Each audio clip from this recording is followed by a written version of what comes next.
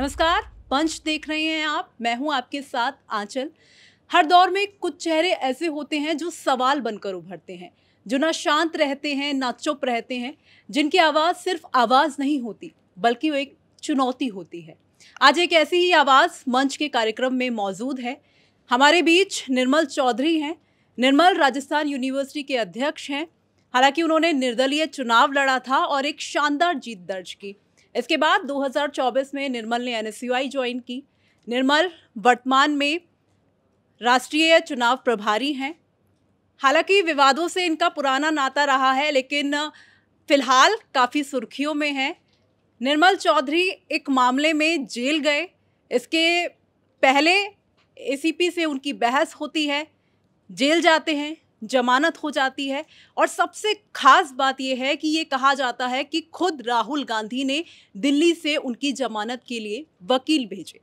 आज निर्मल हमारे बीच में मौजूद है। निर्मल से जानेंगे उस गिरफ्तारी का सच, उनकी राजनीति और उनके भविष्य की उनकी क्या योजनाएं हैं।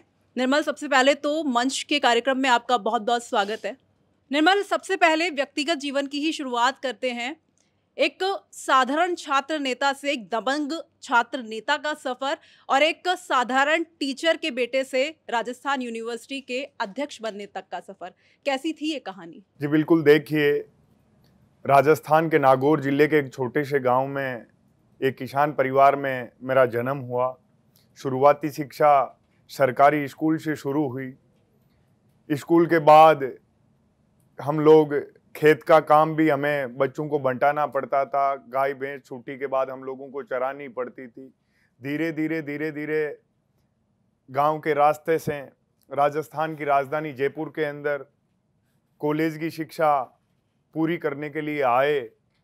और जब यहाँ पहुँचे तो खूब सारे स्टूडेंट को इस कई ऐसी घटनाओं का सामना करते हुए देखा कि बिना एडमिशन के भी उन लोगों को लौटना पड़ जाता था, क्योंकि जो प्राइवेट कॉलेजों वाले लोग थे उनकी बड़ी सेंधमारी रहती थी कि उनकी सीटें कैसे पूरी होगी यदि राजस्थान यूनिवर्सिटी में सब लोगों का एडमिशन हो जाता है। तो उन लोगों के लिए लड़ाई की शुरुआत करते करते 10 साल तक उन स्टूडेंट के लिए लड़ा। फिर 2022 के अंदर राजस्थान यूनिवर्सिटी का अध्यक्ष बना और तब से लेकर अब तक जनहित के मुद्दों के लिए मजबूती से लड़ाई लड़ता आया हूं। और मैं अपना धर्म और इंसानियत यही मानता हूं कि जो भी और जिस जगह भी किसी पीड़ित शोषित व्यक्ति के साथ कोई अत्याचार या अन्याय करेगा तो हम लोग शुरू से हमारी आदत में, हमारे खून में एक क्रांति है कि हम लोग उनकी आवाज को बुलंद करेंगे और सामने चाहे जो भी हो, कितना बड़ा तानाशाह व्यक्ति हो, कितना बड़ा ओहदे का व्यक्ति हो, हम लोग उससे लड़ेंगे। न्यायप्रिय लड़ाई को हम बड़ी मजबूती से लड़ेंगे। जो भी व्यक्ति अन्याय की भावना लेके किसी की आवाज दबाने का प्रयास करेगा तो हम पूरी ताकत से लड़ेंगे और सामने वाले को मिट्टी में मिला देंगे। निर्मल, जब आपकी गिरफ्तारी हुई उससे पहले एसीपी आदित्य पूनिया से आपकी बहस होती है। उसे लेकर भी कई सवाल हुए कि अब तो निर्मल जेल जाएगा ही जाएगा। क्या कुछ हुआ था? क्या पूरी रणनीति के तहत ये गिरफ्तारी हुई थी या जानबूझकर ऐसा किया गया कि आप एग्जाम दे रहे हैं और आपको बीच एग्जाम के दौरान पुलिस गिरफ्तार करती है? देखिए, मैं आपको बताना चाहूंगा, जिस मुद्दे की हम लड़ाई लड़ रहे थे, राकेश बिश्नोई जिसकी मौत हो गई थी, उसके परिवार वाले वहां धरने पे बैठे थे। तो हमने पहले दिन एक बात मैंने कही थी कि मैंने कहा ये प्रशासन वाले कहीं इस फिराक में हो कि मुझे इस बात से डराएं कि निर्मल चौधरी को जेल में सलाखों के पीछे डाल देंगे और कई महीनों के लिए वहां फिट कर देंगे। तो मैंने उस दिन उन लोगों को कहा था कि निर्मल चौधरी को आप सलाखों के पीछे डाल दीजिए, लेकिन राकेश बिश्नोई के लिए आप लोग ऐसे न्याय नहीं दोगे तो हम लोग न्याय छीन के भी लेना जानते हैं और लेंगे। हम लोगों ने वहां लड़ाई किसकी लड़ी? एक राकेश बिश्नोई का भाई फौजी जो देश की मजबूती और सुरक्षा के लिए सेवा देके फौज में आया, वो व्यक्ति वहां धरने पे बैठा। एक भाई उसका राजस्थान पुलिस का सिपाही है, वो उस धरने में बैठा। एक छोटे गांव का एक डॉक्टर लड़का जो कई सालों तक पढ़ लिखे इस मुकाम तक पहुंचते हैं। और मैं आपको बताना चाहूंगा, जैसे गांव से हम लोग आते हैं ग्रामीण परिवेश के अंदर, यदि कोई डॉक्टर इंजीनियर बनता है तो पूरे क्षेत्र के अंदर एक खुशी की लहर होती है कि हमारे बीच का हमारा बच्चा एक बड़े मुकाम पे पहुंचा है, जिससे हम लोगों के काम आएगा, हम लोगों की सेवा करेगा। तो डॉक्टर तो वो व्यक्ति होते हैं जो भगवान का रूप होते हैं, लोगों को जीवन दान देने का काम करते हैं। तो उसी डॉक्टर के साथ यदि कोई अत्याचार और अन्याय होता है और उसकी वजह से उसका जीवन लीला समाप्त हो जाती है, तो हम लोगों का धर्म यही कहता है कि कम से कम उसकी आत्मा को तो शांति मिले, मरने के बाद तो उसके साथ न्याय हो। तो हम लोगों ने इस सोए प्रशासन को जगाने का काम किया और हमारे सामने जो भी आके लड़ा, हमने 2 दिन तक आंधी तूफान बारिश के अंदर शांति प्रिय सड़क पर बैठे रहे, लेकिन किसी ने हमारी बात नहीं सुनी। तो हमारे गांव में तो यदि आंधी तूफान बारिश आता है और कुत्ता बिल्ली भी गली में भीगते हैं, तो ग्रामीण परिवेश के लोग उसके तन पे कपड़ा डालते हैं कि ये बीमार नहीं हो जाए, इसकी कम से कम थोड़ी बहुत तो रक्षा हो सके। हम राजस्थान की राजधानी के अंदर कई सारे जनप्रतिनिधि, खूब सारे लोग उस आंदोलन के अंदर बैठे, लेकिन किसी ने हमारी तरफ नजर उठा के भी नहीं देखी। और जब परिजनों ने कहा कि हमारे भाई की हत्या हो गई और हम लोग इसका जब तक दाह संस्कार नहीं कर देंगे, हम लोग कुछ खाएंगे पिएंगे नहीं, और ये लोग 2 दिन हो गए हमारे को, 2 दिनों से हम लोगों ने कुछ खाया पिया नहीं, और इसी तरीके से आंधी तूफान में हम भीगेंगे तो हमारा स्वास्थ्य खराब हो जाएगा और हमारी ये लड़ाई अधूरी रह जाएगी। उसके लिए उन लोगों ने मांग करी कि हमारे टेंट लगाया जाए। तो हमने टेंट मंगवाया, टेंट लगाने की शुरुआत करी। तो वहां एसएचओ, डिप्टी, एडिशनल एसपी वो लोग आए और उन लोगों ने अपनी गुंडागर्दी, अपनी ताकत से, मतलब तानाशाही से वहां आतंक मचाना शुरू कर दिया। तो उनको मैंने कहा कि हम लोग इतने कमजोर नहीं है, हम गांव से जन्म लेके यहां तक आए हैं तो बहुत सारे संघर्षों का सामना किया है, तो हम किसी चीज से डरने वाले नहीं है, दबने वाले नहीं है। ये जो न्याय की बात है, हम न्याय प्रिय जो बात कर रहे हैं, जो हमारा मुद्दा है, ये परिजन जब संतुष्ट होंगे उसके बाद ही उठेंगे। आप लोग, हमारी लोकतंत्र के अंदर हमारा हक और अधिकार की लड़ाई लड़ना हमारा हक है, उसको आप छीनोगे तो हम छीनने नहीं देंगे। उसके लिए फिर आपको हमारे से टकराना पड़ेगा और आप लोग आमने सामने की लड़ाई में जीत जाना। लेकिन आमने सामने की लड़ाई में वो लोग हार गए और उसके बाद उन्होंने षड्यंत्र के तहत मुझे परीक्षा देते हुए वहां से गिरफ्तार करते हैं। वहां इस तरीके का दहशत का माहौल पैदा करते हैं कि सिविल वर्दी के अंदर वहां आते हैं 500 पुलिस वाले, पूरे राजस्थान विश्वविद्यालय को वो लोग घेरते हैं। तो ये बड़ा निंदा का विषय है। पूरे देश और प्रदेश की जनता ने इसकी निंदा की और प्रशासन के लोगों को कानूनन रूप से कोई अधिकार ही नहीं था मुझे गिरफ्तार करने का, क्योंकि जिस मुकदमे में उन लोगों ने मुझे गिरफ्तार किया है, न्यायपालिका के समक्ष हमने उसके वीडियो फुटेज और सारी चीजें पेश की, उसके बदौलत मुझे जमानत मिली, क्योंकि मैं कहीं गलत नहीं था। कानूनन रूप से यदि किसी के खिलाफ कोई मुकदमा होता है तो उसको अवगत कराने के लिए नोटिस दिया जाता है, लेकिन मेरे को आज तक 3 साल के अंदर कोई नोटिस नहीं दिया। तो ये बदले की भावना की कार्रवाई थी। तो मैंने उस समय भी उनको कहा था कि आप गलत रास्ते पे चल रहे हो, असत्य कभी जीतता नहीं और सत्य कभी हारता नहीं है। तो मैं इतना तो मजबूत और ताकतवर हूं, मेरे साथ भगवान है, क्योंकि मैं न्याय, हक और अधिकार के लिए, एक आदमी के लिए, एक आम आदमी की लड़ाई लड़ रहा था। तो आप लोग मेरे साथ किसी भी तरीके से कोई भी दुर्व्यवहार कर रहे हो, इसका रिजल्ट बड़ा बुरा आएगा और आप लोगों को इसका सामना करना पड़ेगा। ठीक है, मैं राहुल गांधी पर भी आऊंगी कि इस केस में उनकी कैसे एंट्री होती है। लेकिन निर्मल, हमने कई बार देखा है, कई मंचों पर आपके गुस्से को देखा है। तो निर्मल को कभी अपने गुस्से की वजह से कोई परेशानी हुई हो, या निर्मल के खून में ऐसा है, या निर्मल ने कभी मंथन किया हो कि अब बस हो गया, अब इतना गुस्सा नहीं करना है, अब सीखना है? देखिए, हम लोग गांधी जी को भी बड़ा अच्छे तरीके से फॉलो करते हैं, पढ़ते हैं, लेकिन जब कोई गांधीवादी तरीके से किसी चीज का समाधान नहीं निकलता है तो उसके बाद हम लोग भगत सिंह के रास्ते पे उतर जाते हैं। फिर जो हमारे सामने आता है वो उसकी ताकत देखेगा और हम हमारी ताकत देखेंगे कि कितनी मजबूती के साथ किस लड़ाई को लड़ना है। हम लोग डरने वालों में से नहीं है, हम लोग हक अधिकार के लिए मजबूती से किसी की आवाज बुलंद करने वाले लोगों में से हैं।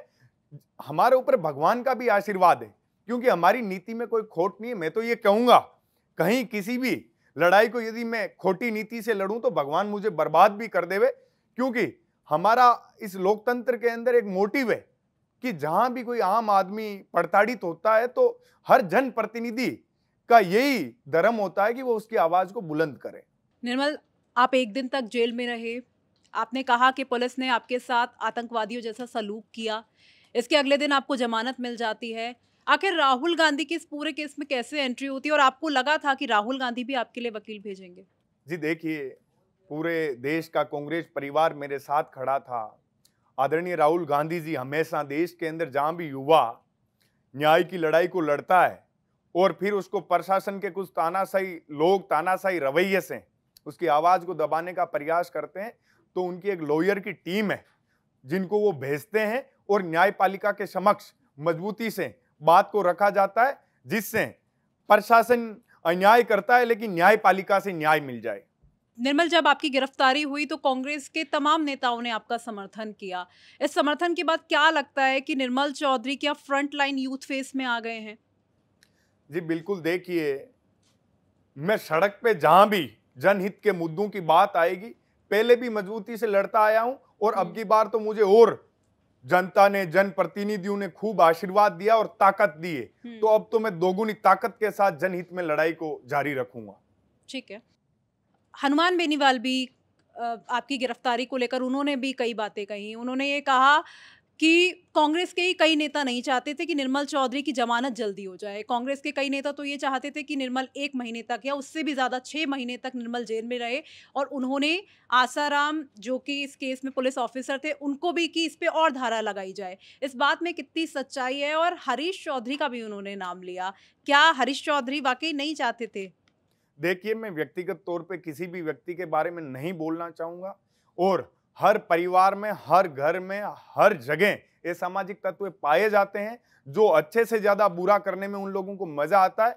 उन लोगों का काम ही बुराई करना है, लेकिन मैं उस बात को कतई सोचता नहीं हूं, समझता नहीं हूं। हमारा काम है न्याय की लड़ाई को लड़ना। हम लोग इस बात के लिए और इस संघर्ष को अपना जीवन में हमेशा जारी रखेंगे।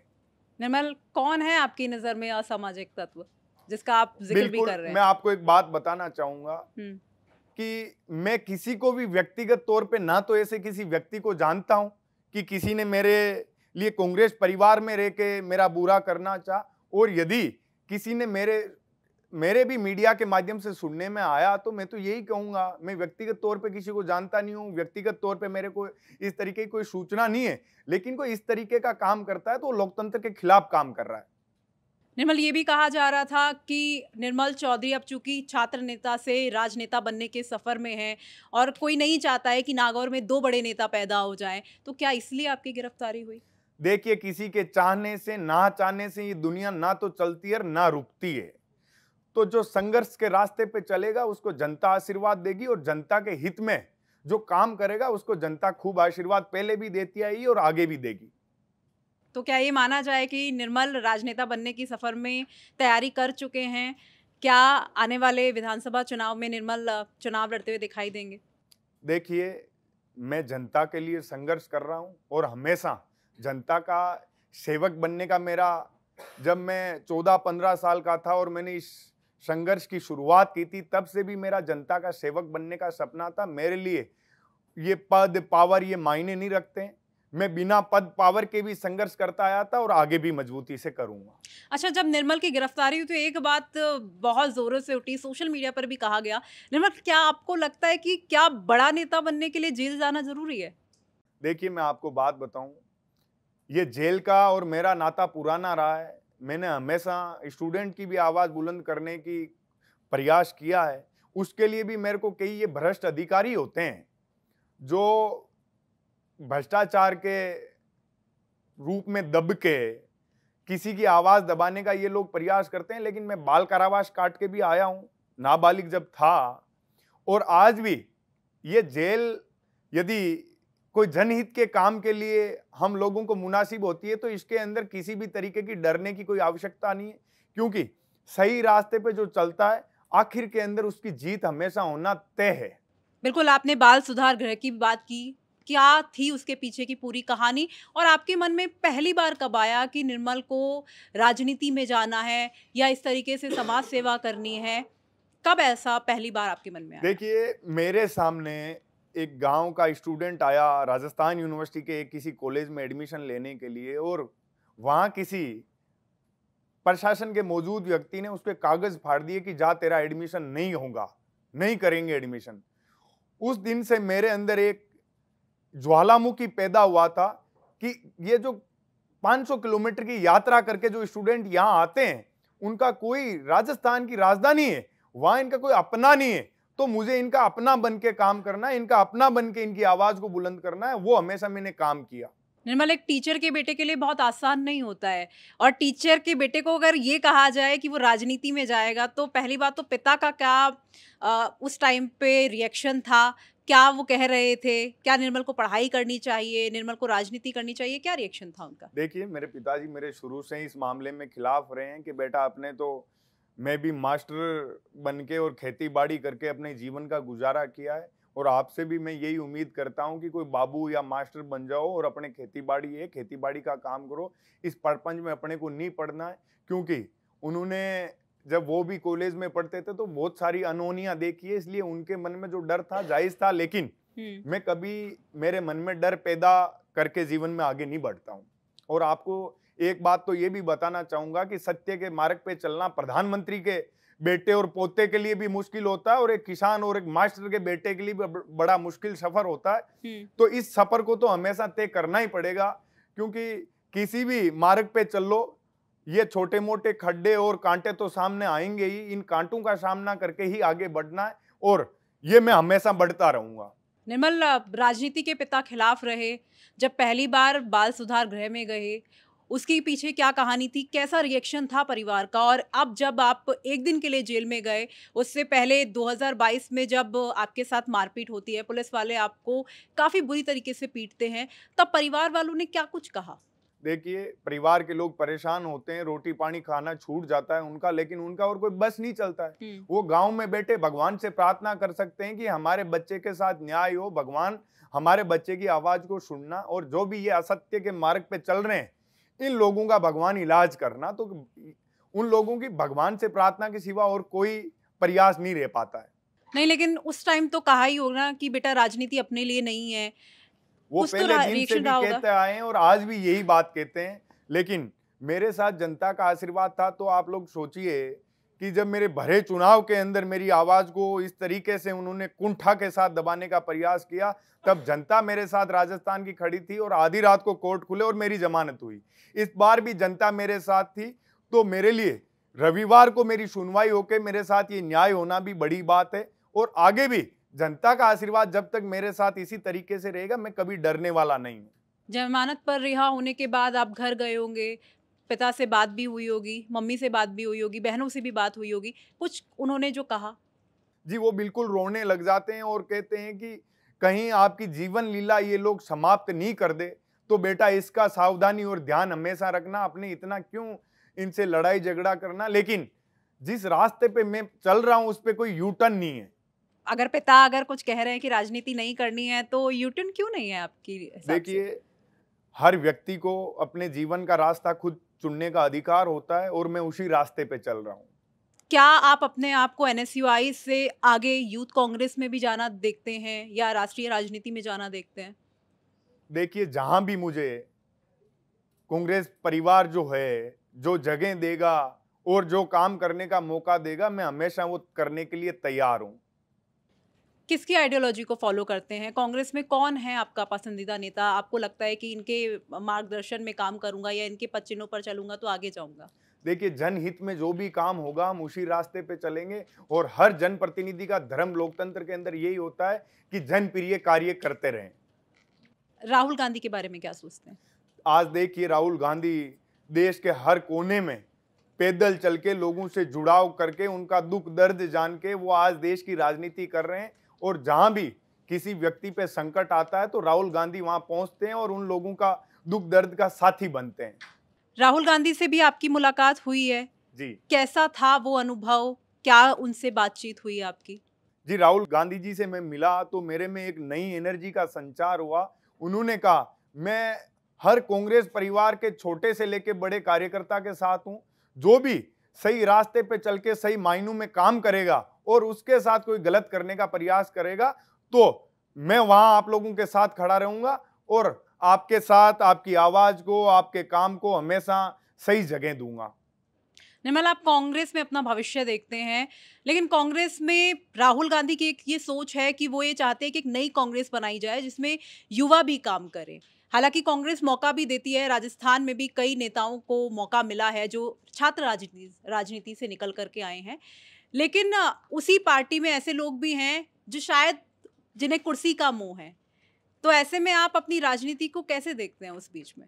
जी बिल्कुल, देखिए, कांग्रेस के जो बड़े ओहदों पे बैठे लोग हैं वो तय करते हैं कि किस तरीके से पार्टी की विचारधारा और पार्टी को इस देश के अंदर काम करना चाहिए। हम लोग उनको फॉलो करते हैं और आगे बढ़ते हैं। सचिन पायलट को लेकर आप क्या कुछ कहना चाहेंगे? आदरणीय पायलट साहब देश के कोने कोने में हर युवा के लिए, बुजुर्ग के लिए, पीड़ित के लिए, हर शोषित के लिए उनकी आवाज बुलंद करने का काम करते हैं और पूरी मजबूती से वो देश के कोने कोने में इस संघर्ष की लड़ाई को लड़ रहे हैं। वो हम सब युवाओं के लिए एक प्रेरणा स्रोत भी हैं। किसे करीब मानते हैं, गहलोत को या पायलट को?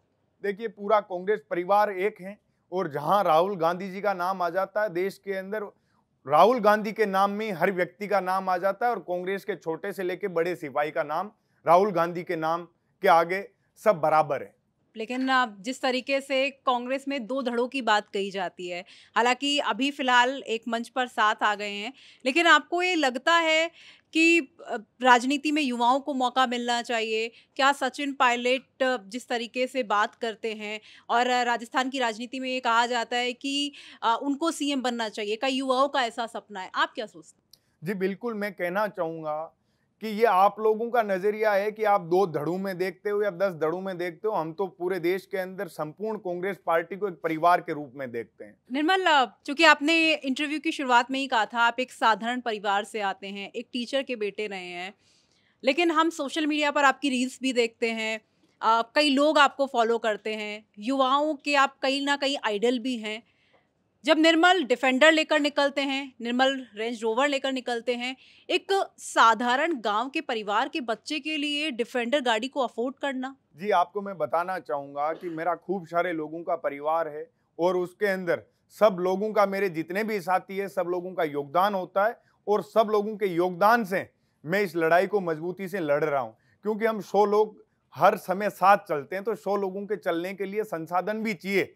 तो सामाजिक मजबूत व्यक्ति जो भी होते हैं हमारे को संसाधन उपलब्ध कराते हैं और बोलते हैं कि आप लोग इस न्याय और हक और अधिकार की जो ये संघर्ष की क्रांति है इसको आगे बढ़ाते रहो। निर्मल, संसाधनों की आपने बात की, क्योंकि गाड़ी तो आपने खरीद ली लेकिन उसकी मेंटेनेंस भी है, उसमें पेट्रोल का खर्चा भी है, वो सब कुछ कैसे मैनेज होता है? देखिए, किसी व्यक्ति का इस सृष्टि में जन्म होता है तो भगवान उसका पूरा भाग्य लिख के भेजता है, तो जो भी चीज आती है तो उसके सारे कार्यक्रम आगे धीरे धीरे होते रहते हैं। निर्मल, कभी कभी लगता है आपको कि मैनेज करना बहुत मुश्किल है? देखिए, हर चीज, अच्छी चीज को मैनेज करने के लिए, एक मुकाम पे जाने के लिए संघर्ष तो करना ही पड़ेगा और वो संघर्ष तो जीवन के अंदर आधार है हमारा। निर्मल जी, मेरा आपसे फिर से वही सवाल है। अभी आप थोड़े दिन पहले काफ़ी सोशल मीडिया पे वायरल रहे और मैं ये जानना चाह रहा हूँ कि उस दिन जब आप एग्ज़ाम देने गए परीक्षा हॉल में, तो आपके साथ एक्चुअल में क्या हुआ? आपको कैसे अंदेशा हुआ कि पुलिस आपको गिरफ्तार करने आ रही है? और दावा ये किया गया था कि 250 से 300 पुलिस वालों ने एक साथ सादी वर्दी में धावा बोला और परीक्षा हॉल से आपको और अभिमन्यु पुनिया को उन्होंने वहाँ से अरेस्ट किया। वो पूरी कहानी तफसील से बताइए। जी बिल्कुल, देखिए, मैं सुबह 7 बजे एग्ज़ाम हॉल में बैठता हूँ, एग्ज़ाम लिखता हूँ। 8 बजे के आसपास कुछ पुलिस के लोग आते हैं सादी वर्दी में, गुंडों के वेश में। तो वो लोग पूरे क्लासरूम के अंदर हल्ला करते हैं, आके सारे स्टूडेंट को डिस्टर्ब करते हैं। तो उस समय मैंने उन लोगों को कहा कि मुझे आप एग्ज़ाम लिखने दीजिए, मैं एग्ज़ाम जैसे ही पूरा होगा आप जहाँ कहोगे वहाँ चल पड़ूंगा। मैं कोई चोर नहीं हूँ, मैं कोई हत्यारा नहीं हूँ, मैं कोई आतंकवादी नहीं हूँ। मैंने ऐसा कौन सा अपराध कर दिया जो आप लोग इस तरीके का माहौल यहाँ आके पैदा कर रहे हैं और कितने स्टूडेंट के भविष्य के साथ आप लोग खेल रहे हैं। लेकिन वो लोग नहीं माने, तो आखिर में मैं उनके साथ निकला। उन्होंने मेरे ये जो शिक्षा का अधिकार है इसको जो छीनने का प्रयास किया है और उन्होंने कहीं ना कहीं मानवता को भी शर्मसार करने का जो काम किया है, इसकी पूरे प्रदेश और देश के युवा साथी सब लोग निंदा कर रहे हैं। और उसके बाद मेरे को वो वहां से लेके रवाना होते हैं। वहीं चुने हुए जनप्रतिनिधि अभिमन्यु पुनिया जी होते हैं, उनके साथ बड़ी बदतमीजी वो लोग करते हैं और उनको एक चोर उच्चके की तरह डिक्की में डाल के थाने ले जाते हैं। फिर वहां से हम दोनों को अलग अलग कर देते हैं। मुझे जयपुर के 2-3 घंटे तक सड़कों पे घुमाते हैं, कभी कोई थाने लेके जाते हैं, कभी कहीं लेके जाते हैं। और इसी तरीके से फिर मेरे को खो नागौरियन थाना है, वहाँ रात को वो लेके जाते हैं, फिर एक हॉस्पिटल में मेरा मेडिकल कराने के लिए लेके जाते हैं। और तरह तरह से वो उन लोगों ने मुझे टॉर्चर करने का प्रयास किया। 1 मिनट में कहते हैं हवालात में जा, बाहर निकल, कपड़े उतार, फिर इधर उधर वॉक कराते हैं, आगे पीछे ले जाते हैं, चलते हैं और अनेक तरीके से मानसिक प्रताड़ना देने का प्रयास करते हैं। जब मैं उन लोगों के सामने ये व्यक्तिगत सारी चीजें का सामना करके आगे बढ़ता हूं तो फिर वो लोग मुझे ये कहते हैं कि अच्छा तू नहीं मानेगा, ठीक है, तेरी जो दोनों बहनें हैं उनको भी हम सलाखों के पीछे डालेंगे, जेल में ठूंस देंगे, तेरा परिवार बर्बाद कर देंगे, तुझे ये कर देंगे। मैंने उनको एक बात कही, मैं पहले दिन से इस संघर्ष के लिए तैयार हूं। आप लोग किसी भी तरीके से मेरे हौसले को नहीं तोड़ सकते। मेरा हौसला बिल्कुल बुलंद है और आगे भी रहेगा। डॉक्टर बिश्नोई को इंसाफ दिलाने के लिए आप धरने पे बैठे थे, आपके साथ हनुमान बेनीवाल भी थे और पुलिस आपको लगातार मना करती रही, फिर भी आप डटे रहे, बारिश में भी आप डटे रहे। और आपकी गिरफ्तारी के बाद एक हनुमान बेनीवाल का एक बयान सोशल मीडिया पे वायरल हुआ। वो बयान उन्होंने पहले दिया था, आपकी गिरफ्तारी के पहले। उन्होंने ये अंदेशा जताया था कि ऐसा ना हो मैं यहाँ से हटूं और पुलिस वाले आएँ और निर्मल को टांग के ले जाएं, और जो उनका अंदेशा था वो सही हुआ। तो इसमें क्या कुछ प्रकाश डालिए, उनको कैसे अंदेशा हो गया बेनीवाल जी को कि निर्मल अरेस्ट हो सकते हैं मेरे हटते ही? जी बिल्कुल, पुलिस वालों के साथ 7 दिन से पुलिस वाले हम सड़क पे बैठे थे, तो बड़े बड़े अधिकारी जो थे, ऐशो आराम का जीवन छोड़ के उन लोगों को सड़क पे खड़ा रहना पड़ा और बारिश में उन लोगों को भी भीगना पड़ा। तो उनके मन में एक बड़ी पीड़ा हो गई कि इस तरीके से ऐसे लोगों का इलाज नहीं करेंगे तो हमें तो हर दिन किसी ना किसी युवा क्रांतिकारी का सामना करना पड़ेगा। तो उस चीज को वो दबाने के लिए, खत्म करने के लिए षड्यंत्र रच रहे थे। तो हम लोगों को पता चला कि इस तरीके की ये रूपरेखा तैयार कर रहे हैं। तो मैंने उस समय भी कहा था कि राकेश बिश्नोई को न्याय मिल जाए और मुझे जेल चले जाना पड़ जाए तो मेरे लिए कोई बड़ी बात नहीं होगी, मैं तैयार हूं। चाहे आप लोग पहले मुझे सलाखों के पीछे डाल दीजिए और राकेश बिश्नोई कोई न्याय दे दीजिए, उसके परिवार को न्याय दे दीजिए, एक फौजी को न्याय दीजिए, एक सिपाही को न्याय दीजिए, एक किसान वर्ग के लोगों को न्याय दीजिए, ग्रामीण परिवेश के लोगों को न्याय दीजिए। हम तो इस चीज के लिए पहले से तैयार थे। लेकिन मैं पहले भी बोल चुका हूं कि इनके षड्यंत्र के आगे मैं ना तो कभी झुकूंगा, क्योंकि मेरा इनके सामने झुकना या हारने का मतलब है देश के अंदर मुझे देख के हजारों युवाओं का मनोबल टूट जाएगा। वो लोग भी नहीं लड़ पाएंगे कि ये प्रशासन के बहुत, क्योंकि ये अंग्रेजों के भी बाप बन रहे हैं अभी राजस्थान के अंदर तानाशाही करने में। तो भगत सिंह हम लोगों का आइडल भी है, हम लोग उसको फॉलो भी करते हैं। जब भगत सिंह हंसते हंसते इस देश की मजबूती और आजादी के लिए, प्रत्येक व्यक्ति के हक और अधिकार के लिए छोटी सी उम्र में फांसी के फंदे को गले इसलिए लगा लिया कि और एक भगत सिंह को ये मार देंगे, लेकिन इस देश के अंदर लाखों करोड़ों भगत सिंह पैदा होंगे और इनको यहां से धक्के मार के देश से बाहर निकाल देंगे और इनको आखिर में भागना पड़ेगा। हनुमान बेनीवाल जी एक और लड़ाई लड़ रहे हैं, वो है एसआई परीक्षा को रद्द करवाने और आरपीएससी का पुनर्गठन करवाने की उनकी मांग है। तो उस लड़ाई में भी क्या आप बढ़ चढ़कर हिस्सा लेते दिखेंगे आने वाले दिनों में? देखिए, मैं तो पहले दिन से जनहित के जो भी मुद्दे होंगे, सब लोग जनहित के मुद्दों में एक साथ हैं राजस्थान के अंदर। बेनीवाल जी ने कहा है वो दिल्ली कूच करेंगे, मोदी से मिलेंगे इस मुद्दे को लेकर, लेकिन आप बिश्नोई वाले मामले में तो साथ थे, लेकिन इस मामले पे आप उतना फ्रंट पे नहीं आ पाए, क्या वजह रही? देखिए, जो कार्यक्रम किसी पार्टी के झंडे पे या किसी पार्टी के व्यक्ति के दायरे में होता है, उसमें हमारी पार्टी की जो गरिमा और नियम और लाइन होती है। बेनीवाल जी हमारे इंडिया गठबंधन के साथी हैं और लोकसभा के सदस्य हैं और मेरे जिले के सांसद हैं।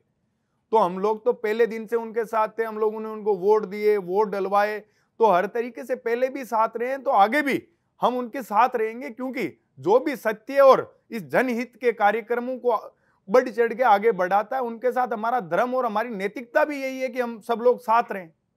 बेनीवाल जी आपके करीबी हैं, आपके सांसद हैं और कांग्रेस आपकी पार्टी है, दोनों का गठबंधन भी रह चुका है राजस्थान में। तो मैं आपसे ये जानना चाहता हूं कि आने वाले विधानसभा चुनाव में अगर टिकट का ऑफर मिला आपको आरएलपी की तरफ से भी और कांग्रेस की तरफ से भी, तो आप पहला ऑफर कौन सा एक्सेप्ट करेंगे? देखिए, जो हमारे पार्टी की गाइडलाइन होगी, हम उसके ऊपर उस रास्ते पे आगे बढ़ेंगे। जो भी पार्टी की गरिमा और लिमिट्स और नियम होंगे, हम उस रास्ते पे आगे बढ़ के और उन नियमों का पालन करते हुए आगे बढ़ेंगे। और जो भी जनहित के कार्य रहेंगे, उनमें भी यही सब चीजें लागू होती है। पार्टी ने आपको मान लीजिए कह दिया है मैं आपको पूर्वी राजस्थान से टिकट दे रहा हूं किसी जिले से, और आपका वर्चस्व, आपका जो दबदबा है वो पश्चिम राजस्थान में है, नागौर ज़िले में है या बाड़मेर में है कहीं पर, तो आप क्या प्रेफर करेंगे, पश्चिम या पूरब? देखिए, राजस्थान को तो आप ठीक है, देश के किसी कोने में भी यदि मुझे पार्टी चुनाव लड़ने के लिए भेजती है तो मेरे पास विजन है, मेरे लोगों की टीम है, मेरे पास काम करने का तरीका है, मेरा हौसला है, मेरा जज्बा है, जुनून है। मैं देश में कहीं भी जाऊंगा तो मुझे काम करना है। उस काम करने के लिए मुझे किसी भी दिशा और किसी भी रास्ते पे उतरना पड़ेगा तो मैं तो आधी रात को भी तैयार हूं। चलिए ठीक है, ये हो गई आपकी गिरफ्तारी की बात और आपका जो भविष्य आने वाला है उस पे आपने प्रकाश डाला। मैं थोड़ा पीछे चलूँगा।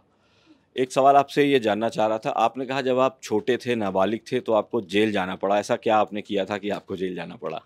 देखिए, हम लोग राजस्थान यूनिवर्सिटी के अंदर एक कॉमर्स कॉलेज के कुछ पेपर आउट हो गए थे, तो उसके खिलाफ लड़ाई लड़ रहे थे। तो उस समय हमारी बात को नहीं सुना तो हमने उग्र तरीके से आंदोलन किया और उस आंदोलन को दबाने के लिए, उस आंदोलन को खत्म करने के लिए उसी समय भी इसी तरीके के कुछ भ्रष्ट प्रशासनिक अधिकारी, मैं बताना चाहूंगा कि इस तरीके के सिस्टम में 2-5 लोग ही होते हैं जो इस तरीके के हथकंडे नहीं, अपनाते आपने हैं। कहा आप नाबालिग थे, तो उस सब नाबालिग थे तो आप यूनिवर्सिटी में आप फिर कैसे आए?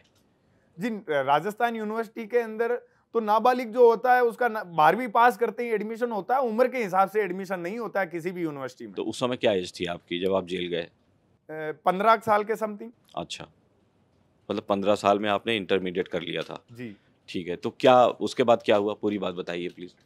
तो उस समय भी इसी तरीके से मेरे को अरेस्ट किया गया और फिर मैं बाल कारावास की सजा काट के वहां से जमानत लेके आया और उसके बाद भी मैंने मेरी ये जो संघर्ष की निरंतर लड़ाई थी उसको हम लोग धरातल पे लड़ते रहे और हर आम स्टूडेंट के लिए लड़ते रहे। कोविड जैसा काल था, उसके अंदर हमने प्रत्येक एक स्टूडेंट को, हमारी जो मेरी टीम के उस टाइम 200-500 लोग व्यक्तिगत रूप से काम कर रहे थे। किसी भी स्टूडेंट्स को पढ़ने लिखने के लिए नोट्स चाहिए, क्लास में कोई दिक्कत आ रही है, ऑनलाइन कोई चीजों में दिक्कत आ रही है, किसी के माता पिता को हॉस्पिटल में समस्या आ रही है, किसी भी संसाधन की या साधन की आवश्यकता यदि स्टूडेंट्स को उस टाइम पड़ी तो हमने पूरे राजस्थान के अंदर मजबूती से उपलब्ध कराने के काम करे थे।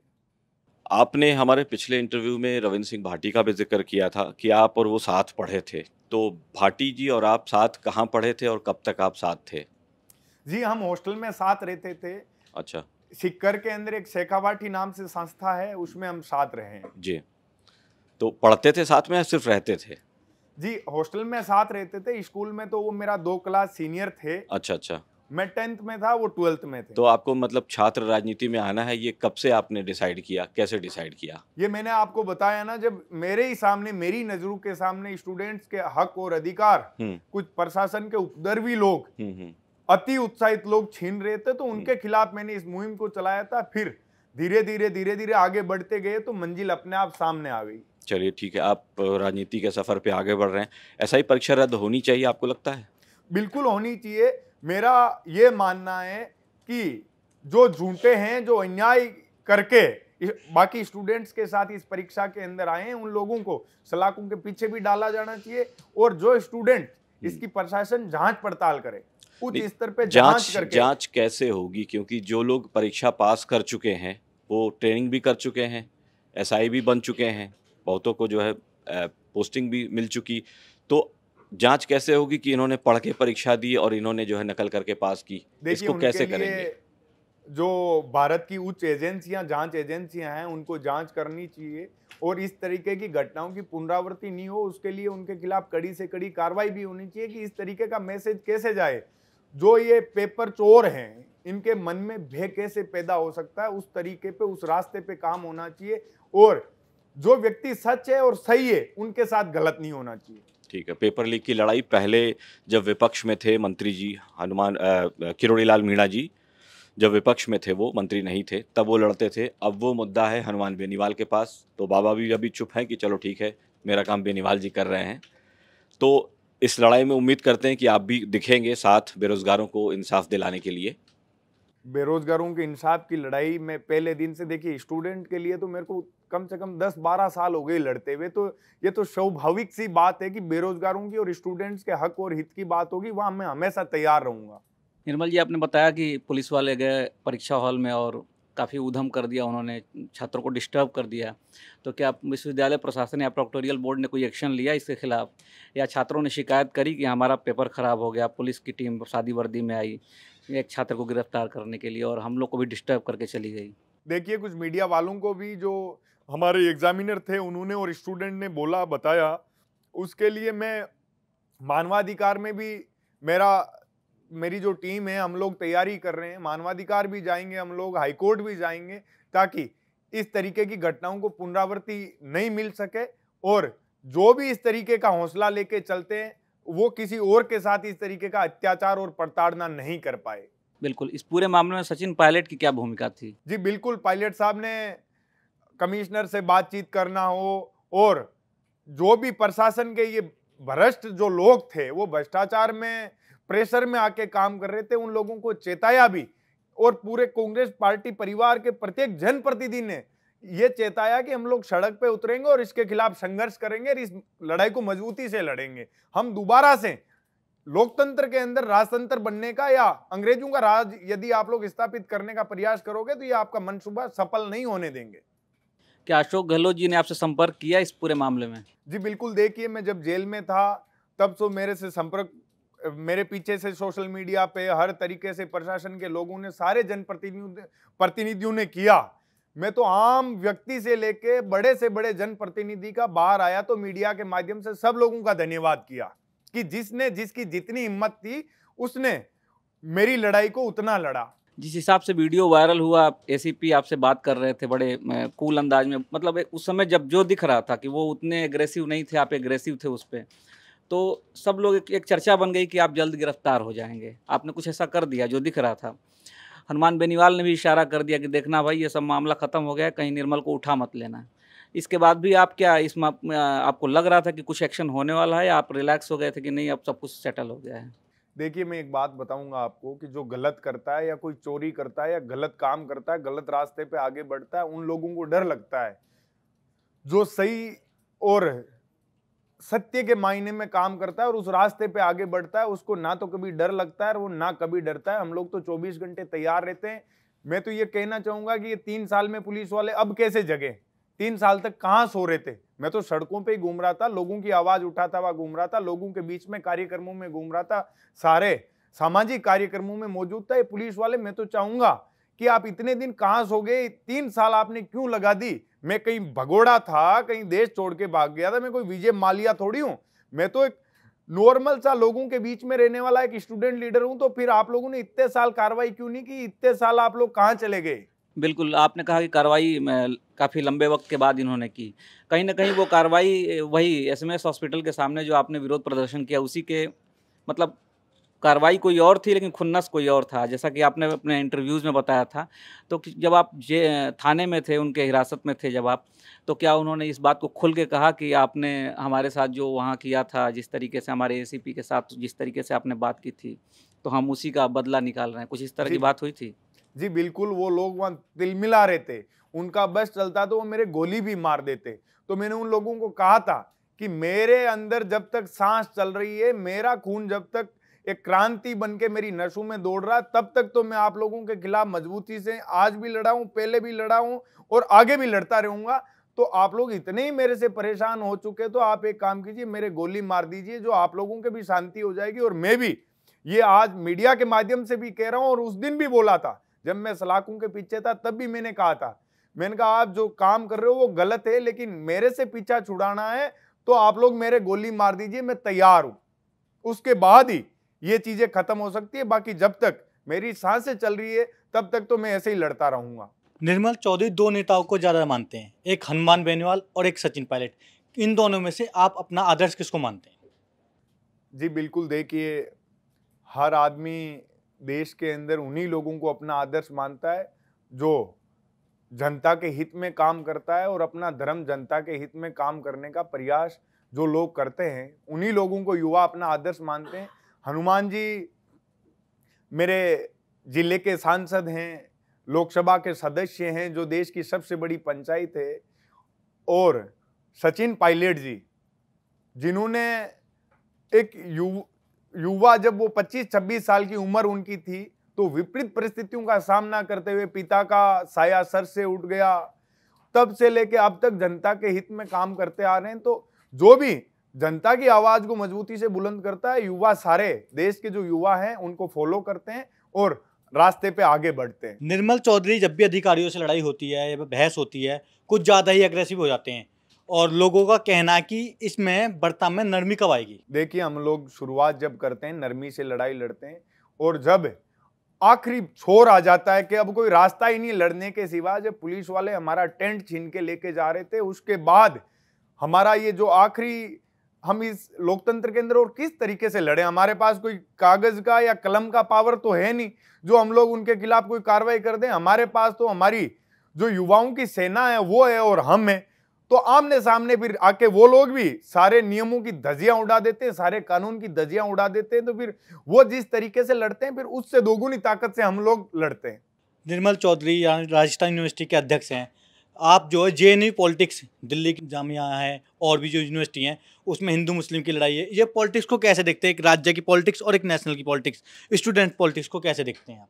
देखिए, मैं आपको बताना चाहूंगा, इस देश के अंदर मानवता का धर्म होता है। उस मानवता के धर्म को मानते हुए जो आदमी आगे बढ़ता है, उन लोगों को हम लोग देखते हैं और फॉलो करते हैं और उसी रास्ते पे आगे बढ़ते हैं। निर्मल, सबसे पहले तो आपको बधाई कि आप जहाँ से जहाँ तक आज पहुँचे हो, वहाँ तक पहुँचना बहुत आसान नहीं होता। लेकिन अभी आपने एक बयान दिया कि मेरे साथ अंग्रेज़ों जैसा सलूक हो रहा है राजस्थान में, मुझे गोली मार देते वो लोग, और मेरे साथ आतंकवादियों जैसा सलूक हुआ। और अब तक जो आपने बातें कही हैं इस पूरे इंटरव्यू में, ऐसा लग रहा है कि आपके साथ बहुत ज़्यादा जुल्म हो रहा है। तो सबसे पहला सवाल मेरा यही रहेगा कि क्या आपको नहीं लगता कि आप बहुत बड़ा आरोप लगा रहे हैं राजस्थान सरकार पर? देखिए, ऐसा क्या हो रहा है आपके साथ?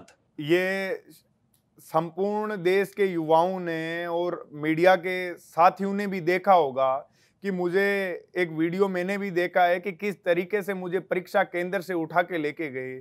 क्या आप लोग ये सही मायनों में ठीक मानते हैं क्या कि परीक्षा केंद्र से परीक्षार्थियों को डिस्टर्ब करते हुए, और मैं एक जनप्रतिनिधि हूं, एक चुनावा एक विधायक वहां मौजूद था, उन लोगों के साथ जो सलूक किया था, क्या आप एक आम आदमी जैसा सलूक मानते हैं या आतंकवादी जैसा सलूक मानते हैं?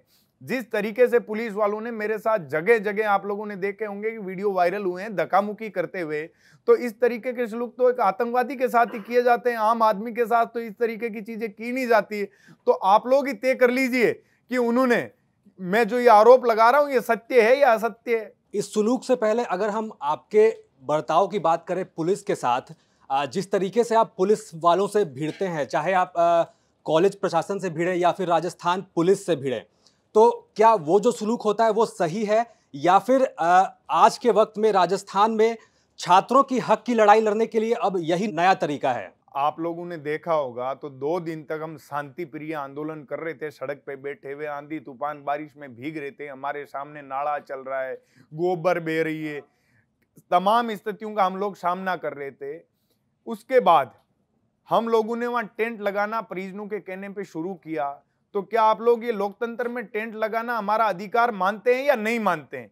यदि हमारा अधिकार मानते हैं और कोई हमारा अधिकार छीनेगा, तो क्या हम भगत सिंह के तरीके से उस लड़ाई को लड़ रहे हैं? तो आप ही तय कर लीजिए कि गलत लड़ रहे हैं या सही लड़ रहे हैं। निर्मल, पहले तो मैं आपके सिर्फ इस लड़ाई की बात नहीं कर रहा हूं, मैं आपके ओवरऑल बर्ताव की बात कर रहा हूं। पिछले 3 साल में जिस तरीके से आप छात्र राजनीति से उठकर अभी राजस्थान में लड़ाई लड़ रहे हैं, ओवरऑल जिस तरीके से आप सरकार प्रशासन से भिड़ते हैं डायरेक्ट, क्या आपको नहीं लगता वो थोड़ा उग्र होता है? बस यही सवाल है मेरा। देखिए, आप जिन जिन के लिए मैं लड़ा हूं, हर दलित, पीड़ित, शोषित और प्रताड़ित व्यक्ति के लिए, उन लोगों से भी जाके पूछना, वो आत्महत्या की कगार पे आ गए थे। हम लोग पहले हाथाजोड़ी करके पांव पकड़ के लिए भी हम लोगों ने न्याय मांगा है, और जब हाथ जोड़ने से, पांव पकड़ने से न्याय नहीं मिलता है, तो फिर लाठी बाटा आखिरी हथियार है, वो हमें चलाना आता है और उस लाठी बाटा चलाने के अंदर बचपन से माहिर हैं।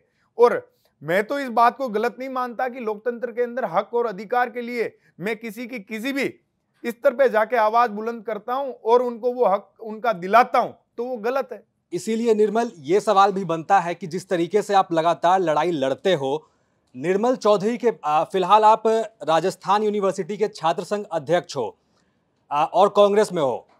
निर्मल चौधरी के पीछे कौन खड़ा है? कहां से इतनी ताकत मिलती है निर्मल चौधरी को? कहां से एक गांव का लड़का आज डिफेंडर में घूम रहा है? आप लोगों ने देखा होगा जब मैं सामाजिक कार्यक्रमों में जाता हूं तो हजारों लोग मेरे से प्यार करते हैं, मुझे आशीर्वाद देते हैं। उस जनता की ताकत और ऊपर वाले का आशीर्वाद मेरे साथ हमेशा रहता है।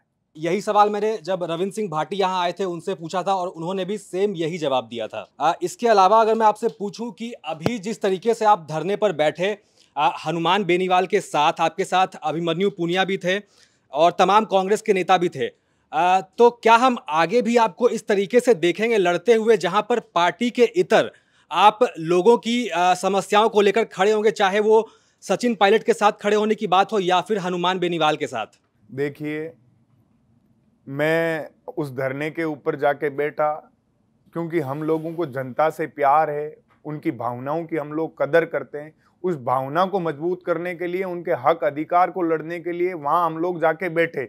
वहां कोई भी आके बैठो, सबका स्वागत है। हर आंदोलन के अंदर प्रत्येक जनप्रतिनिधि का स्वागत है कि वो कम से कम जनता की आवाज और उसकी भावनाओं को जिंदा रखने के लिए लड़ तो रहे। वो लड़ाई चाहे कोई लड़ो, हम सब एक साथ हैं। तो आप आगे भी इसी तरीके से लड़ते रहेंगे, चाहे बिल्कुल, चाहे बेनीवाल खड़े हो या फिर पायलट खड़े हो? जी बिल्कुल, 100% ये बात सत्य है। देखिए, जब आदरणीय सचिन पायलट साहब ने अजमेर से इस आरपीएससी को भंग करने के लिए और बेरोजगारों की आवाज को बुलंद करने के लिए, उनके हक अधिकार के लिए यात्रा निकाली 2023 में, जब मैंने किसी पार्टी का दामन नहीं थामा था जी, सचिन पायलट साहब ने कांग्रेस पार्टी में रहते हुए युवाओं और बेरोजगारों की आवाज को बुलंद करने के लिए यात्रा, वो जन संघर्ष जो यात्रा थी, उसके अंदर सबसे पहले आदरणीय पायलट साहब के साथ मैं उस समय भी था और आगे भी रहूंगा। तो इसी से एक छोटा सा सवाल ये भी बनता है कि कल को अगर कोई ऐसी परिस्थिति बनती है कि एक तरफ हनुमान बेनीवाल खड़े हो और एक तरफ सचिन पायलट खड़े हो, आप किसके साथ जाएंगे? देखिए, जो पार्टी के नियम और कानून होते हैं, व्यक्तिगत और परिवार के सदस्य अपने रिश्ते अलग होते हैं और राजनीति के अंदर अपनी गरिमा होती है। जो भी पार्टी गाइडलाइन तय करती है, हम उस गाइडलाइन पे चलते हैं। राजनीति के अंदर जो सगे भाई होते हैं वो भी आमने सामने चुनाव लड़ते हैं। तो सचिन पायलट साहब हमारे कांग्रेस पार्टी के सदस्य हैं, तो ये तय बात है, यदि वो लोग आमने सामने आएंगे और जहां पार्टी और संगठन की बात होगी तो हम लोग पार्टी और संगठन के साथ खड़े रहेंगे। तो ये मानकर चले कि आप सचिन पायलट के साथ जाएंगे अगर कल को कोई ऐसी परिस्थिति बनती है तो? जी बिल्कुल, ये तो तय बात है। ये तो तय बात है कि जहां पार्टी संगठन की और परिवार, जो पार्टी का परिवार है, उसकी जो गाइडलाइन होगी उसको फॉलो करते हुए हम पार्टी के साथ ही खड़े रहेंगे। अगर मान लीजिए आपको आपकी पार्टी ने टिकट नहीं दिया, पहले तो ये बताइए कि आप चुनाव लड़ना चाहते हैं या नहीं इस बार 2028 में? आप पार्टी के टिकट की बात कर रहे हैं, मैं तो ऐसा कोई टिकट मांग ही नहीं रहा हूं। चुनाव लड़ने की इच्छा है कि नहीं? देखिए, जनता जिसको जिस रास्ते पे लेके जाना होता है वो जनता लेके जाती है, जनता ही तय करती है। तो इसलिए जो जनता का आदेश होता है हम लोगों को वो स्वीकार होता है। लेकिन निर्मल, जैसा कि हमने पहले देखा है, भाटी भी इसी तरीके से, रविंद्र सिंह भाटी इसी तरीके से छात्र राजनीति से निकलकर आज विधायक हैं। उसी तरीके से इसीलिए सवाल आपसे बनता है कि क्या आप देखिए, उनको चुनाव लड़ने की इच्छा है कि नहीं? जनता ने 2028 में जनता ने उनको चुना, जनता उनको लेके गई, तो उन्होंने चुनाव विधायकी का लड़ा, लोकसभा का लड़ा। यदि मेरे लिए भी जो जनता का आदेश होगा वो सर आंखों पे होगा, सर्वमान्य होगा। यदि मेरे को लोग कहेंगे कि आपको ये काम करना है, तो मेरा काम भी यही है, जो जनता कहती है, जो लोग कहते हैं वो काम करना। निर्मल, जिस तरीके से आप लड़ रहे हैं, जिस तरीके से आप काम कर रहे हैं अभी राजस्थान में, मुझे लगता है जनता कहेगी आपको चुनाव लड़ने के लिए, आपके लोग, आपके समर्थक जरूर कहेंगे आपको चुनाव लड़ने के लिए, यदि ये बात कहते हैं। और ऐसे में अगर परिस्थिति बनती है कि आपकी पार्टी आपको टिकट नहीं देती है, आप निर्दलीय उतर जाते हैं मान लीजिए, तब किसके साथ जाएंगे आप? किस तरफ रहेंगे? क्या करेंगे आप? देखिए, मैं जनता के साथ पहले दिन भी था, आगे भी मैं जनता के साथ रहूंगा। ये जवाब आप पहले भी दे चुके हैं। वैसे अगर किसी के साथ जाना हो, तो अगर आप निर्दलीय उतरते हैं तो आप किसका समर्थन करेंगे, सचिन पायलट का या फिर हनुमान बेनीवाल का? आप लोग एक बात जो मैं आपके क्वेश्चन का जवाब देता हूं जी, कि जब आदमी मरेगा तब पता चलेगा स्वर्ग में जाएगा कि नरक में जाएगा। जी। अच्छा, चलते चलते एक हल्का सा सवाल ये कि फिलहाल निर्मल चौधरी के शादी का कोई इरादा है या नहीं? क्योंकि सारे युवा नेता जो रविंद्र सिंह भाटी है वो शादीशुदा है, अभिमन्यु पुनिया अभी हाल ही में शादी कर चुके हैं, अनिल चोपड़ा जो है आपके साथी वो भी शादीशुदा है, तो आपका क्या फिलहाल कोई इरादा है? देखिए, ये सब हमारे गांव में माता पिता तय करते हैं जी। जब माता पिता चाहेंगे और वो जैसे कहेंगे, ये सब काम तो सामाजिक जीवन में करने ही होते हैं। जब मेरे माता पिता कहेंगे कि अब परिवार में इस चीज की आवश्यकता है तो मेरे को करना ही है वो काम। निर्मल, इस पूरे इंटरव्यू के दौरान कई बार इस बात का जिक्र हुआ है कि दबंग नेता, दबंग नेता। क्या निर्मल चौधरी ने अपनी ये छवि खुद गढ़ी है या हालातों ने आपको ऐसा बनाया है? देखिए, ये जनता तय करती है कि उनको उनके लिए कौन किस तरीके से काम कर रहा है, तो ये तो जनता का डिसीजन होता है। मेरे या किसी और के छवि बनाने से या करने से थोड़ी ना जनता मानती है। ये तो जो दिखता है, जो उनके लिए जिस तरीके से जिस रास्ते पे चलता है। भगत सिंह को भगत सिंह देश की जनता ने माना, भगत सिंह खुद थोड़ी भगत सिंह बने थे। निर्मल, आप चूंकि छात्र राजनीति में हैं और हम देखते हैं देश में भी कि अगर कोई छात्र किसी के लिए आवाज उठा रहा है, छात्रों की कोई बात कर रहा है, तो उसे अराजकता नाम दे दिया जाता है। उस पर आपका क्या कुछ कहना है? देखिए, इसके अंदर मैं आपको एक एग्जांपल देना चाहूँगा कि हिंदुस्तान कभी और हिंदुस्तान की सेना ये नहीं चाहती है कि कोई वो किसी से लड़ाई लड़े, युद्ध करे, बम गोले फेंके। अब ये पाकिस्तान है, मानता ही नहीं है। जब ये मानता नहीं है तो हिंदुस्तान की सेना को उनको उन्हीं के तरीके में जवाब देना पड़ता है, तब वो लोग शांत होते हैं। तो जो सामने वाले लोग हैं वो जिस तरीके से रुकेंगे वही काम हमें करना पड़ेगा। क्या कभी आपकी दबंग छवि ने आपकी निजी जीवन में कोई नुकसान पहुंचाया हो? देखिए, मेरा निजी जीवन कोई है ही नहीं। मैं सुबह उठता हूँ और जनता के बीच जाता हूँ, जब रात को सोता हूँ तो वापस घर आता हूँ। तो निजी जीवन ऐसा मेरा कुछ है नहीं जिसके अंदर मेरे को कुछ डिस्टर्बेंस आए। निर्मल, राजस्थान में उपचुनाव हुए और नरेश मीणा ने जब थप्पड़ कांड वाला पूरा मामला हुआ, आज 7.5 महीने हो गए हैं उन्हें जेल में रहते हुए। शायद अगर वो मंथन करते होंगे तो उन्हें भी लगता होगा कि शायद अगर उन्होंने अपने गुस्से पर काबू पाया होता तो शायद स्थिति आज उलट होती। क्या कभी आपको भी ऐसा लगा है कि गुस्से में आपने अपना नियंत्रण खो दिया हो लेकिन बाद में आपको पछतावा हुआ हो? देखो, मैं आपको बताना चाहूँगा, मैं कभी कानून नहीं तोड़ता हूँ और कानून के दायरे में रह के मैं हर लड़ाई को मजबूती से लड़ता हूँ। मैं किसी भी चीज़ में गलत नहीं हूँ, इसीलिए तो मेरी 24 घंटे के अंदर रविवार के दिन जमानत हो गई। यदि मैं गलत होता तो मुझे भी कानून सजा देता ना। ये तो कुछ लोगों की व्यक्तिगत, कुछ लोग लड़ाई मान लेते। मैं मेरा काम कर रहा हूँ। मैं चाहे वो आशाराम चौधरी है, एडिशनल एसपी है, उनकी जगह मेरे पिताजी भी वर्दी में आते तो मैं उनसे भी सत्य की मजबूती के लिए और लोगों के न्याय और हक अधिकार के लिए लड़ाई लड़ता। तो इसमें मैं किसी के घर या ऑफिस में जाके तो लड़ नहीं रहा हूं, मैं तो सड़क पे लड़ रहा हूं। और सड़क पे जो हम लोगों के सामने आएगा, जो हमारी आवाज को दबाएगा, उनसे हम कानून के दायरे में रह के, देखो लोकतंत्र के अंदर यह हक और अधिकार हर आम व्यक्ति को है कि अपनी आवाज बुलंद कर सके। इस इंटरव्यू में ये भी बात हुई कि आप छात्र राजनीति से अब मुख्यधारा की राजनीति में आएंगे और हर व्यक्ति सपना देखता है, महत्वाकांक्षाएं सबकी होती हैं। तो ऐसे में क्या निर्मल चौधरी ने भी कोई जगह फाइनलाइज की है? कौन सी विधानसभा ऐसी है जहां से निर्मल चौधरी चुनाव लड़ना चाहेंगे? देखिए, मैंने ना तो ऐसा कोई अभी तक सपना देखा है और ना अभी तक, मैं तो जैसे कि स्टूडेंट होता है अपनी कॉपी में परीक्षा लिखता रहता है, मैं तो वो परीक्षा लिख रहा हूँ। ये रिजल्ट तो जनता तय करती है। मैं तो अपना अभी जो भी लोकतंत्र के मूल्यों में आती है चीजें, वो काम करना चाहिए, वो काम करता रहा, पहले भी करता रहा हूं और आगे भी करता रहूंगा। लेकिन क्या निर्मल शेखावटी की कोई विधानसभा देखते हैं या पूर्वी राजस्थान में जिस तरीके से पहले भी जिक्र हुआ? देखिए, मैं अभी तक ना तो कोई विधानसभा देखता हूं, ना अभी तक कोई लोकसभा देखता हूं, ना अभी तक मैं कोई पंचायत देखता हूं, ना मैंने मेरे जीवन में अभी तक ये तय किया है कि मुझे सरपंच का चुनाव लड़ना है या वार्ड पंच का लड़ना है या विधायक का लड़ना है या लोकसभा का लड़ना है। ये सारे काम लोगों को जो चीज अच्छी लगती है, क्योंकि लोकतंत्र के अंदर जनता के वोट से ही आदमी लड़ने से तो कोई कुछ भी लड़ ले, कुछ मिलता थोड़ी ना है। जनता जिसके लिए जो उचित समझती है उसको विधायक भी बनाती है, उसको सांसद भी बनाती है, सरपंच भी बनाती है और पंच भी बनाती है। तो ये तो जनता तय करेगी कि उनको मुझे क्या बनाना है या क्या नहीं बनाना है। चलिए निर्मल, एक सवाल ये भी है कि जिस तरीके से नरेश मीणा ने थप्पड़ मारा और आपने भी कहा आप कानून नहीं तोड़ते हैं, नरेश मीणा के इस थप्पड़ कांड को आप कैसे देखते हैं? क्या उनका थप्पड़ मारना आपकी नज़रों में जायज़ है या आप इसे गलत मानते हैं?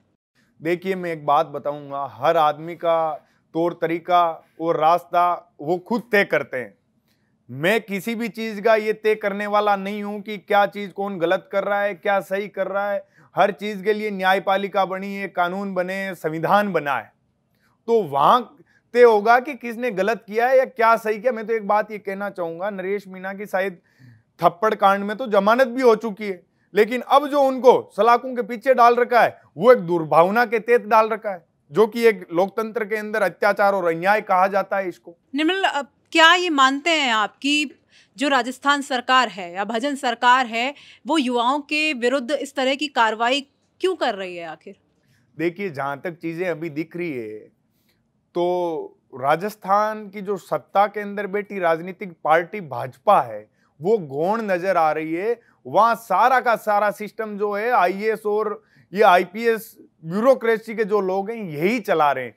तो ये लोग कभी भी जनता के हित में नहीं सोच सकते, जनता के हित में ये लोग काम नहीं कर सकते, क्योंकि इनको जनता से वोट तो लेने नहीं है, जनता के बीच इन लोगों को जाना नहीं है। ये तो अपने ऐशो आराम की जिंदगी ऑफिस के अंदर बैठे बैठे एसी के अंदर इन लोगों को डिसीजन लेना है। तो इनको क्या पता कि एक अंतिम छोर सीमा पे बैठे एक ग्रामीण परिवेश के आदमी का दुख और दर्द क्या है। इनको तो जैसे इनकी इच्छा हुई, जिस चीज में इनको मजा आता है वो लोग ये काम कर रहे हैं। निर्मल, हम इस इंटरव्यू के आखिरी सफर में हैं और कुछ और सवाल आपके व्यक्तिगत जीवन से जुड़े हुए। निर्मल को खाने में क्या पसंद है? जी, जो भी हमारे घर में खाना दाल रोटी बनती है, मैं 99% प्रयास यही करता हूँ जहां भी जाऊं या तो टिफिन साथ ले जाऊं या कोई घर की रोटी अवेलेबल हो जाए, जिससे स्वास्थ्य भी ठीक रहता है और शारीरिक एनर्जी के लिए भी अच्छा रहता है। क्या मल्टी क्यूजीन पसंद है या राजस्थानी खाना पसंद है, क्या पसंद है आखिर? जी, हमारे शरीर को राजस्थानी खाने की आदत है। तो एक चीज कहते हैं ना कि गांव में पहले मैसी ट्रैक्टर होते थे, उनमें आप डीजल डालते हो या केरोसिन डालते हो, उसकी आदत उसको हो जाती है। तो हमारे शरीर को दाल रोटी खाते आए हैं और उस दाल रोटी की आदत हो चुकी है, तो दूसरा खाना हम लोग खाते हैं तो हमारे लिए वो सुपाच्य नहीं है। निर्मल का फेवरेट कलर कौन सा है? जी, कलर मेरा वाइट है। रविंद्र भाटी ने भी यही जवाब दिया था। क्या राजनेताओं का फेवरेट कलर वाइट ही होता है? नहीं, इसके पीछे ये है कि जो वाइट है वो पारदर्शी है, उसके अंदर जो भी दाग होगा वो साफ साफ नजर आएगा। तो हम लोग दागहीन जीवन जीना चाहते हैं कि किसी भी तरीके का दाग हमारे ऊपर नहीं हो, किसी भी तरीके का जो गलत चीज है वो लोगों को सामने नजर आनी चाहिए। फेवरेट लीडर कौन है निर्मल का? जी, फेवरेट लीडर राजस्थान के अंदर हमारे आदरणीय सचिन पायलट साहब हैं, राहुल गांधी जी हैं। देश और प्रदेश के अंदर जो भी हमारे कांग्रेस पार्टी परिवार और इस लोकतंत्र की गरिमा की मजबूती के लिए जो काम करता है वो सब लोग मेरे फेवरेट हैं। निर्मल, हालांकि हम इस इंटरव्यू के आखिरी सफर में हैं, लेकिन सत्यपाल मलिक का जिक्र भी यहाँ पे बेहद ज़रूरी हो जाता है, क्योंकि उन्होंने एक बात कही थी। उन्होंने ये कहा था कि मैं निर्मल को पार्लियामेंट में जाना देखता हूँ, मैं निर्मल को विधानसभा में जाते हुए देखना चाहता हूँ और वो वहाँ की गरिमा को बढ़ाएगा। सत्यपाल मलिक के लिए आप क्या कहना चाहेंगे, क्योंकि अब जिस तरीके से अपने जीवन के जिस कठिन दौर से वो गुजर रहे हैं? जी, मैं सत्यपाल जी मलिक साहब से हमेशा बहुत सारी चीज़ें सीखता हूँ कि उन्होंने चौधरी चरण सिंह जी के साथ अपने राजनीतिक जीवन की शुरुआत की थी और वो आज जिस तरीके से इस बुढ़ापे के अंदर लड़ाई लड़ रहे हैं, सैकड़ों बीमारियों का सामना करते हुए, सैकड़ों सत्ता के प्रताड़नाओं का सामना करते हुए, जो जिस तरीके से मतलब आदमी को अपना मूलतः जो धर्म है वो याद रखना चाहिए। जिस तरीके के परिवेश से आप आते हो, जिन चीज़ों का आपने सामना किया है, उन चीज़ों को याद रखते हुए दूसरे लोगों की मजबूती के लिए भी वो काम ध्यान में रहना चाहिए कि एक खेत के अंदर किसान और मजदूर किस तरीके से संघर्ष करता है और उसके ऊपर यदि किसी तरीके का कोई अन्याय किया जाता है या उसका हक छीना जाता है, उसके अधिकार का हनन किया जाता है, तो फिर सामने चाहे किसी भी पार्टी का या कितना भी ताकतवर व्यक्ति सत्ता में बैठा हो, उसके खिलाफ मजबूती से लड़ाई लड़ने का काम करना हर व्यक्ति को चाहिए। कई मौके पर आपका दीपेंद्र हुड्डा के साथ भी देखा गया है,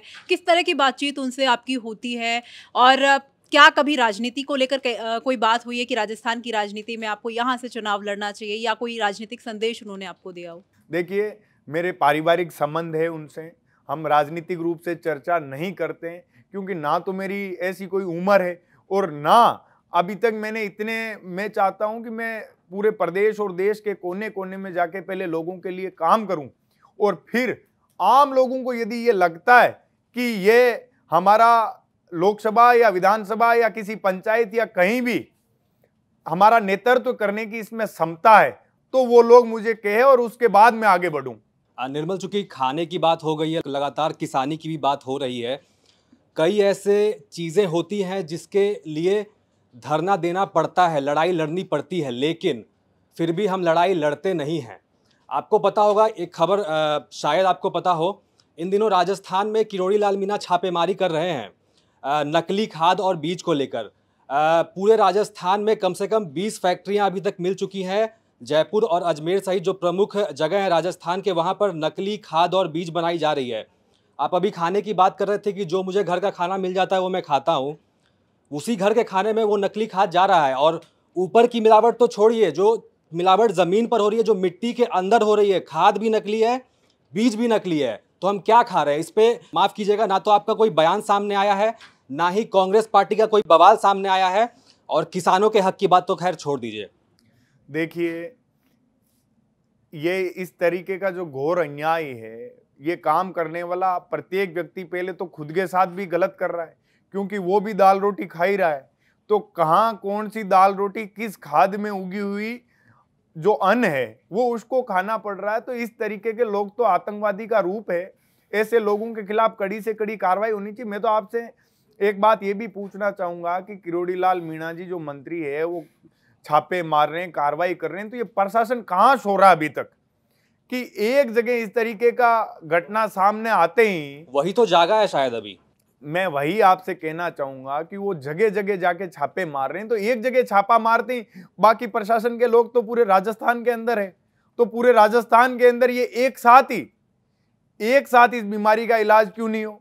और एक बात मैं तो आपसे ये भी कहूंगा, मेरे जो गांव के खेत हैं उनमें हमारे खेतों के अंदर तो जो हमारे गाय भैंस का जो खाद होता है वही डालते हैं हम लोग। हमने कभी भी ये जो इंग्लिश खाद है इसका उपयोग ही नहीं किया है। और जो बीज आ रही है नकली, हम तो हमारे जो खेतों के बीज जो चले आते हैं वही बीज डालते हैं कि जितना हो सके ऑर्गेनिक और ओरिजिनल हो। और मैं बाकी किसानों से भी कहना चाहूंगा कि बड़ी जांच पड़ताल करने के बाद आप लोग इस तरीके का बीज खरीदारी कीजिए, खाद की खरीदारी कीजिए, क्योंकि कम खा लो लेकिन अच्छा खाओ। माफ़ कीजिएगा, लेकिन ये जो तमाम फैक्ट्रियां थी, बताया गया है कि पिछले 20 सालों में ही बने हैं, और इसमें हालांकि बीजेपी की भी सरकार थी, लेकिन पिछले 20 सालों में क्या हुआ है? मतलब क्या किस तरीके से ये धंधा चल रहा है? क्या लगता है आपको? गलत है। मैं आपको एक बात ये स्पष्ट करना चाहूंगा, और ये पूरे देश में सप्लाई होता है, इसीलिए ये सवाल और जरूरी है। मैं आपके सामने साफ सुथरा ये बात स्पष्ट करना चाहूंगा कि जो गलत काम होता है वो चाहे किसी के राज में हो, गलत गलत होता है। और जो गलत करता है, कहते हैं ना कि हर गलती सजा मांगती है, तो हर गलत करने वाले का, हर गलत राज करने वाला, सबके खिलाफ ये देश की उच्च एजेंसियां आज कहां सो रही है। उनको इसके खिलाफ जो भी लोग शामिल रहे उन सबके खिलाफ कार्रवाई करनी चाहिए और उच्च स्तर पर कार्रवाई करनी चाहिए। वो चाहे मैं खुद ही क्यों नहीं हूं, यदि मैं भी कोई गलत काम करता हूं तो मेरे को भी उसकी सजा मिलनी बड़ी आवश्यक है। नहीं तो इस तरीके की घटनाएं हर आम आदमी के लिए भी उतनी गलत है जितनी आज इस तरीके की ये लोग सामने आए। जी, इसमें कार्रवाई तो राजस्थान सरकार को और केंद्र सरकार को भी करनी चाहिए। अब बात हो गई राजस्थान सरकार की, तो एक आखिरी छोटा सा सवाल ये कि सीएम भजन लाल शर्मा आपको कैसे लगते हैं? बीजेपी ने उनको मुख्यमंत्री बनाया, पर्ची सरकार कहा जाता है। सिर्फ और सिर्फ मेरा छोटा सा सवाल यही है कि सीएम भजन लाल शर्मा के कामकाज को आप कैसे देखते हैं? 1.5 साल हो चुका है उनके कार्यकाल को। देखिए, जब भजन लाल जी को मुख्यमंत्री बनाया गया तो गांव में बड़ा खुशी की लहर थी कि हमारे ग्रामीण परिवेश के व्यक्ति को राजस्थान का मुखिया बनाया जा रहा है। लेकिन आखिर हुआ क्या? गांव के लोगों ने सोचा हमारे बीच से गया हुआ व्यक्ति है, हमारी सुनेगा, हमारे बारे में सोचेगा, हमारे साथ अच्छा काम करेगा, प्रदेश के सुनहरे भविष्य के लिए काम करेगा। लेकिन हुआ क्या? अंग्रेजों का राज स्थापित हो गया। जो प्रशासनिक लोग हैं वही डिसीजन लेते हैं। भजन लाल जी को तो सिर्फ भाषण देने के लिए मौका दिया जाता है, उनको कहीं कोई डिसीजन लेने की मेरे को तो लगता नहीं है कि उनको कहीं ताकत है, क्योंकि कहीं भी धरातल पे ये आज तक नहीं लगा है राजस्थान के अंदर कि ग्रामीण परिवेश या जो गरीब मजदूर तबके के लोग हैं उनके साथ कोई न्यायप्रिय कार्य हो रहा है। निर्मल, क्या आप भी मानते हैं कि राजनीति में जितना दिखावा होता है उतनी ही सच्ची तकलीफें भी होती हैं? क्या निर्मल चौधरी कभी इससे जूझते हैं? हम तो बचपन से जूझते आ रहे हैं, 50-50 लोग हम साथ में रहते थे।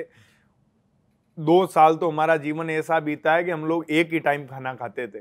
तो इस तरह की सैकड़ों परेशानियां जीवन में आती है, और कहते हैं ना कि जो बुरे का सामना करता है वही अच्छे दौर का रास्ते पे निकलता है।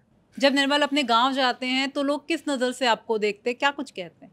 देखिए, गांव के लोग मेरा परिवार हैं, परिवार के लोग अपने बच्चे की तरह मुझे देखते हैं और खूब सारा प्यार और आशीर्वाद देते हैं।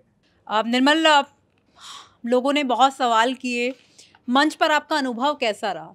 बिल्कुल बहुत अच्छा अनुभव रहा, और जीवन के अंदर खूब सारी चीजें सीखने को मिली, जो कि मैं और धरातल पे जाके काम करूंगा और बड़ी एनर्जी के साथ करूंगा। तो ये थे निर्मल चौधरी, जिन्होंने व्यवस्था को सिर्फ झुकाकर नहीं बल्कि उसकी आंखों में आंखें डालकर देखा, जिनके लिए राजनीति मंच नहीं है बल्कि संघर्ष की जमीन है, और जिन्होंने छात्र राजनीति से शुरुआत की, लेकिन मुद्दे उनके लिए कभी भी छोटे नहीं रहे हैं। निर्मल हमारे साथ थे, तमाम मुद्दों पर हमने उनसे बात की। आप देखते रहिए न्यूज़ तक का ये खास कार्यक्रम मंच। इस निर्मल को लेकर आपका क्या कुछ कहना है, कमेंट बॉक्स पे हमें लिखकर बता सकते हैं। फिलहाल इस इंटरव्यू में इतना ही। शुक्रिया।